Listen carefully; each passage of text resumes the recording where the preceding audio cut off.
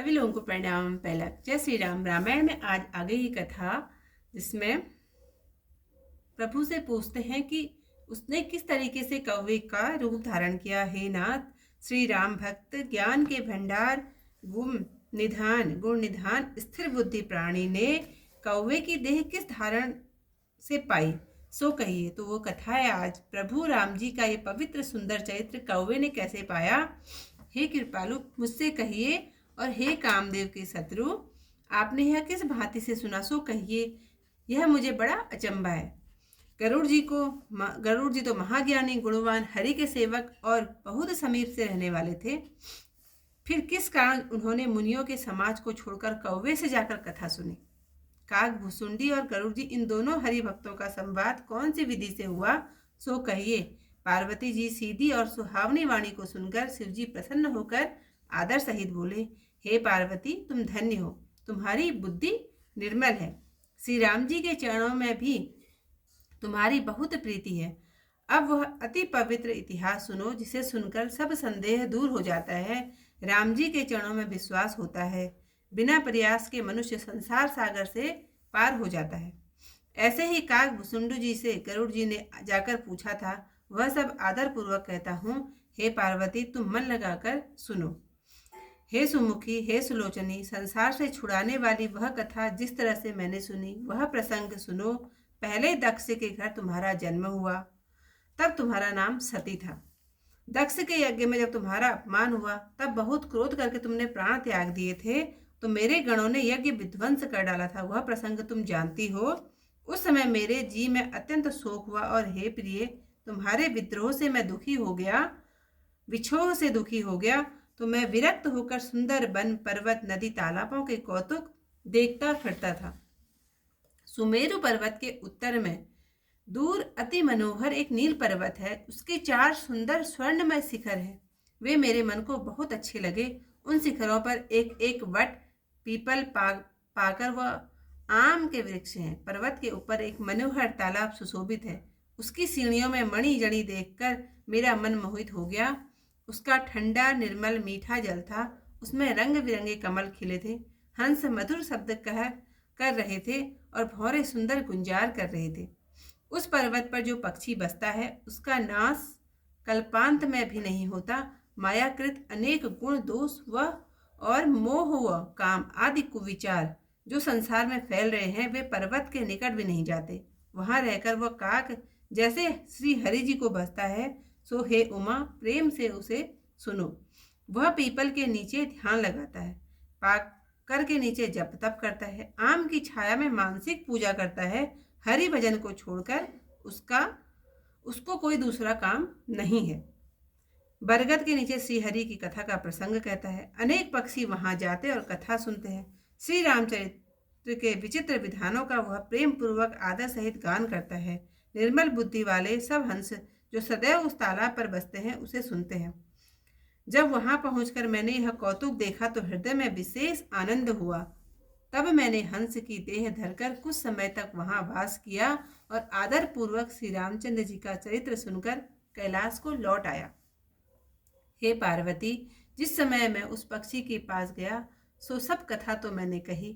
वह जिस कारण से गरुड़ जी काग भुसुंडी के समीप गए, तो सो सुनो। जिस समय रामचंद्र जी ने युद्ध लीला की, उसका स्मरण करते हुए मुझे लाज लगती है कि मेघनाथ के द्वारा नागपास में आप बध गए। तब नारद मुनि ने गरुड़ को भेजा। नागपास का बंधन काटकर जब गरुड़ जी लौट गए, तब उनके हृदय में विषाद उत्पन्न हुआ कि प्रभु के बंधन को स्मरण कर गरुड़ जी मन में बहुत भांति के विचार करने लगे। जो सर्वव्यापक विकार रहित वाणी के स्वामी, माया मोह से परे परमेश्वर हैं, उनका जगत में अवतार मैंने सुना था, सो कछु प्रभाव नहीं देखा। जिनका नाम सुनकर मनुष्य संसार के बंदर से छूट जाते हैं, उन श्री रामचंद्र जी को तुच्छ राक्षस ने नागपास में बांध दिया। जो कथा यहीं पर आज मैं समाप्त करती हूँ। इससे आगे कल को सुनाऊंगी। यह प्रभु चरित्र पवित्र सुहावा, कहूँ कृपाल काग कह पावा। तुम के ही भांति सुना मद नारी, कहूँ मोहि अति कौतिक भारी। गरुड़ महाज्ञानी गुण राशि, हरि सेवक अति निकट निवासी। तेहि कहीं हेतु काग सन जाई, सुनि कथा मुनि ने कर विहाई। कहो कवन बिति भा संवादा, दो हरि भगत काग उर्गादा। गौरी गिरा सुनि सरल सुहाई, बोले शिव सादर सुख पाई। धन्य सती पावन मति तोरी, रघुपति चरण प्रीति नहीं थोरी। सुनहु परम पुनीत इतिहासा, सो जो सुनि सकल लोक भ्रम नासा। उपजई राम चरण विश्वासा, भवनिधि तर नर विनहि प्रयासा। ऐसिय प्रश्न विहंगपति, कीनि काग सन जाई। सो सब सादर कही हूँ, सुनहु उमा मन लाई। मैं जिमि कथा सुनि भव मोचनी, सो प्रसंग सुन सुमुखि सुलोचनी। प्रथम दक्ष ग्रह तब अवतारा, सती नाम तब रहा तुम्हारा। दक्ष यज्ञ तब भा अपमाना, तुम अति क्रोध तजे तब प्राणा।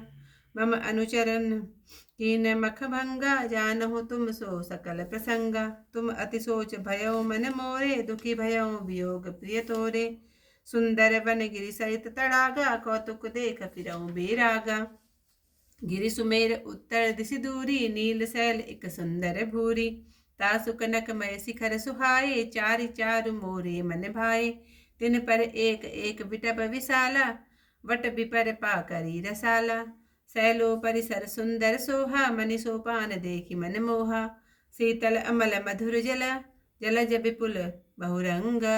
कुंजत कलरव हंस कन, गुंजत मंजुल भृंग। तेहि गिरि रुचिर वसई खग सोई, तासु नाम कल्पांत न होई। माया कृत गुण दोष अनेका, मोह मनोज आदि अविवेका। रहे व्यापी समस्त जग माही, तेहि गिरि निकट कबहु नहीं जाई। तहाँ बसी हरि भजई जिमि कागा, सो सुनु उमा सहित अनुरागा। पीपल तरु तर ध्यान सुधरहि, चाप यज्ञ पाकरि तर करई। आम छाम कर मानस पूजा, तजि हरि भजन काजु नहीं दूजा। वर तर कह हरि कथा प्रसंगा, आवहि सुनहि अनेक विहंगा। रामचरित्र विचित विधि नाना, प्रेम सहित कर सादर गाना। सुनहि सकल मति विमल मराला, वसई निरंतर तेज ताला। जब मैं जाई सो कौतुक देखा, उर उपजा आनंद विशेषा। तब कछु काल मराल तनु, धरि तह कीन्ह निवास।